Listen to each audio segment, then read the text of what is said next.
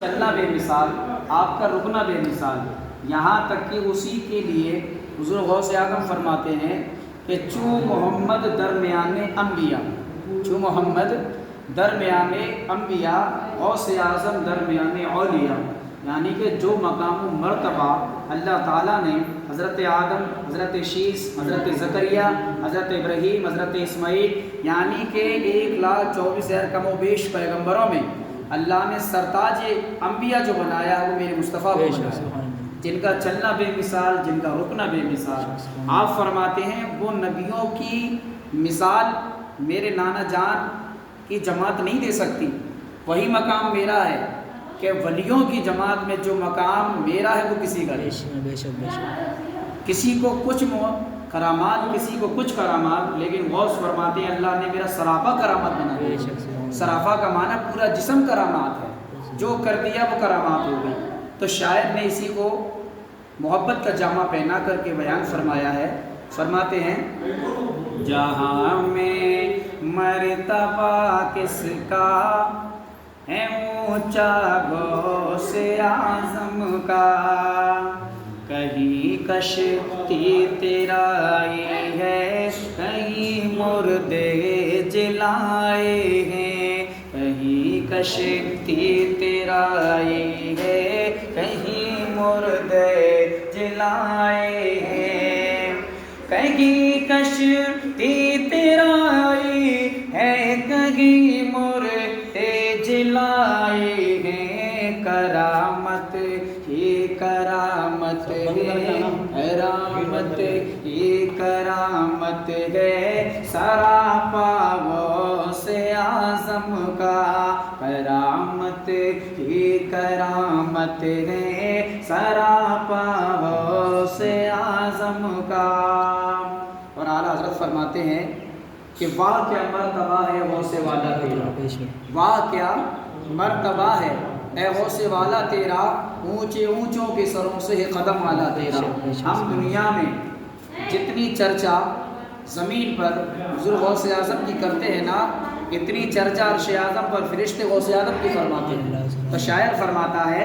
شہنشاہ ولایت کی مچی ہے دھوم عالم میں، شہنشاہ ولایت کی مچی ہے دھوم عالم میں،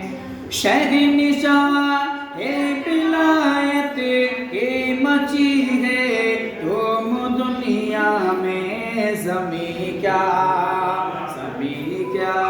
عرش اعظم پر ہے چرچا غوث اعظم کا، زمین کیا عرش اعظم پر ہے چرچا غوث اعظم کا، بنا گئے تاج ولیوں کا وہ طلبہ غوث اعظم کا۔ جس اللہ کی ولی کی بارگاہ میں حاضر ہیں، یہ ان کا صدقہ ہے کہ فیروز آباد کے لوگ امن و امان میں ہیں۔ یہ وہ ہیں خدا کی قسم کے مرتبہ لوگ کیا سمجھ سکتے ہیں، اور جب ہم جنت میں جائیں گے تو انہی کا دامن ہمارے ہاتھوں میں ہوگا، حضور غوث اعظم کا دامن ہوگا۔ شاعر نے کیا وہ کہا، مجھے رضوان نہ روکو، مجھے جنت میں جانے دو، فرشتو مجھ کو نہ روکو، مجھے جنت میں جانے دو، فرشتے روکتے کیوں ہو مجھے جنت میں جانے دو، میرے ہاتھوں میں ہے دامن ہے کس کا غوث اعظم کا، میرے ہاتھوں میں دامن ہے یہ دیکھو غوث اعظم کا، بنا ہے تاج ولیوں کا وہ طلبہ غوث اعظم کا۔ اور جب حضور غوث اعظم نے فرمایا قدمی حاضی علی رکبت کل ولی اللہ، کہ میرا یہ قدم ساری ولیوں کی گردن پر ہے، جو حضرت تشریف فرما ہے، آج ہم غلام ان کی بارگاہ میں حاضر ہیں، تو ان کی روح سے اگر ہم پوچھیں تو یہ بھی کہیں گے کہ ساری دنیا میں جو ولی ہے نا، ہم کیا، ہمارے خواجہ، ہمارے پیر و مرشد جسے غریب نواز کہا جاتا ہے، انہوں نے بھی یہ فرمایا کہ غوث آپ کا قدم میری گردن پر ہی نہیں بلکہ میرے آنکھوں پر بھی ہے، میرے سروں پر بھی ہے۔ یہ چوتھے خلیفہ چہارم حضور غریب نواز کے، ہماری یہ بڑی خوش قسمتی ہے کہ ہم شہر فیروز آباد میں ہیں، حضرت کا بڑا کرم ہے، اللہ تعالیٰ نے ان کے صدقے میں مسلمانوں کی ایمان کی حفاظت فرمائی ہے اور فرماتا رہے گا انشاءاللہ۔ تو حضور غوث اعظم سے جب کسی نے پوچھا کہ آپ کو یہ مرتبہ ملا کیسے، تو آپ نے کہا جب شب معراج پر میرے نانا جان کی سواری گئی تھی تو آپ سدرۃ المنتہا پہ اتر کے رف پر سوار ہو رہے تھے تو اللہ نے میری روح کو آواز عطا فرمائی، میری روح کو بلایا اور کہا کہ اپنے نانا جان کو سہارا دو۔ حالانکہ مصطفیٰ کسی سہارے کے محتاج نہیں ہے، لیکن آپ کو بتانا تھا تو حضور غوث اعظم کی روح آتی ہے اور حضور غوث اعظم نیچے، نبی نے آپ کے پشت مبارک پر پیر مبارک رکھا اور آپ چڑھ گئے تو آپ نے لوگوں کو دکھایا کہ میرے نانا جان نے اس دن فرمایا تھا کہ غوث اے میرے بیٹے، میرا قدم تیری پشت پر اور تیرا پیر سارے ولیوں کی گردن پر، یہ مقام ملا۔ تو شاعر نے اس کو محبت کا جامہ پہنایا، فرماتے ہیں شب اسرا سواری جب گئی عرش مولا پر، شب اسرا سواری جب گئی عرش مولا پر، نبی کا پائے اقدس اور کاندھا غوث اعظم کا، نبی کا پائے اقدس اور کاندھا غوث اعظم کا، نبی کا پائے اقدس اور کاندھا غوث اعظم کا، گیا تھا چور لوٹا تو ولایت کی سند پائی۔ یہ وہ ہستیاں ہیں حضرت کہ یہاں گناہ میں لبریز انسان آتا تو ہے لیکن گناہوں سے دھل کر کے جاتا ہے۔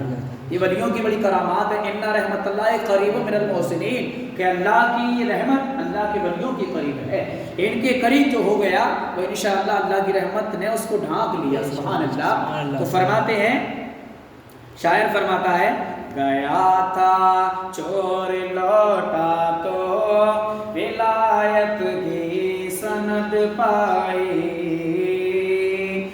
گیا تھا چور لوٹا تو ولایت کی سند پائی، بدل دے تاغ قسمت کو اشارہ غوث اعظم کا، بدل دے تاغ قسمت کو اشارہ غوث اعظم کا، بدل دے تاغ قسمت کو اشارہ غوث اعظم کا۔ اور یہاں پر ہم لوگ حاضر ہیں تو یہ بھی ایک بہانہ ہے، کیونکہ آپ کو کسی نے اشارہ دیا کہ آپ کو فیروز آباد جا کر کے حضرت کی بارگاہ میں قرآن سنانا ہے، تو یہ سمجھیں کہ ہم کسی لائق نہیں، نہ ہمارا لب و لہجہ اس لائق ہے، لیکن خدا کی قسم محبوب اگر پسند فرما لے تو ذرہ بھی آفتاب ہو جائے گا۔ تو یہ خوش نصیبی ہے کہ آپ علی گڑھ سے حضرت نے آپ کو اپنی بارگاہ میں بلایا اور آپ کے لب و لہجہ آپ کو پسند فرمایا، آپ نے قرآن پڑھا، تو یہ امید ہے کہ جیسے یہاں پڑھا ہے انشاءاللہ وہاں پر بھی پڑھے گا۔ تو شاعر کیا فرماتا ہے، بہت ہی اچھے انداز میں فرماتے ہیں، اگر ملے جائے مجھ کو بھی اجازت غوث اعظم کی، اگر ملے جائے مجھ کو بھی اجازت غوث اعظم کی، اگر مل جائے مجھ کو بھی اجازت غوث اعظم کی، کروں بغداد جا کر میں زیارت غوث اعظم کی، کروں بغداد جا کر میں زیارت غوث اعظم کی، ہزاروں کو بنا دے جنت جو ایک سجدے میں، हजारों को बना दे जन्नती वो एक सजदे में, हजारों को बना दे जन्नती वो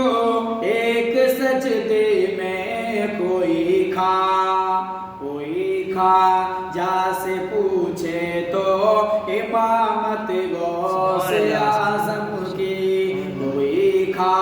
क्या से पूछे तो इमामत गौसे आज़म की। और आप इस मकतबत का आखिरी शेर मुलादा फरमाएं, जो मशहूर करामात है, अगर गौसे आज़म